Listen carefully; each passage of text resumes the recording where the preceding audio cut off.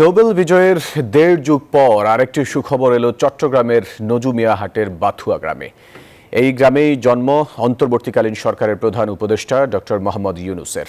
তার এমন অর্জনে খুশিতে আত্মহারা সবাই। আকরাম হোসেনের রিপোর্ট, ক্যামেরায় ছিলেন আবু জাবেদ।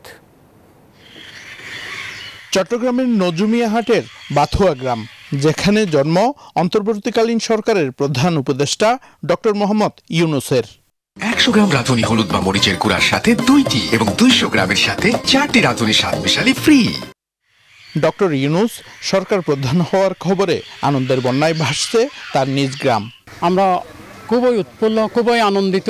সব বয়সের মানুষের মাঝে একটা উচ্ছ্বাস চলে আসছে, এবার কিছু একটা হতে যাচ্ছে।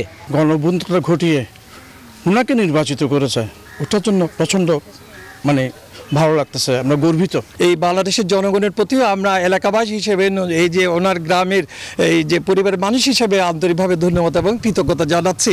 ছোটবেলায় গ্রামে গেলে নাটক এবং খেলাধুলায় ব্যস্ত থাকতেন ইউনূস।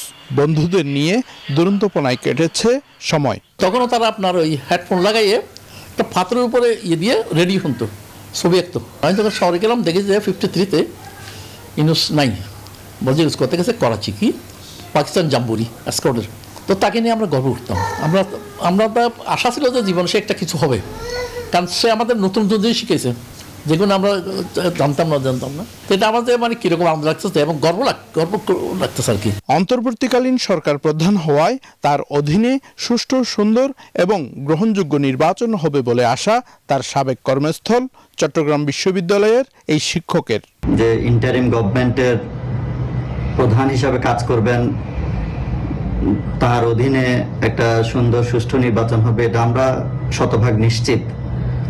স্যার যেটাতে রাজি হয়েছেন, এটার জন্য আমরা কৃতজ্ঞতা প্রকাশ করছি। নোবেল বিজয়ের ১.৫ যুগ পর বাংলাদেশের সরকার প্রধান হওয়ায় বাথুয়া গ্রামের আরেকটি অর্জন হলো। তাদের প্রত্যাশা, ডক্টর ইউনূসের হাত ধরে দেশ এগিয়ে যাবে দ্রুত গতিতে। আকরাম হোসাইন, নিউজ 24, চট্টগ্রাম।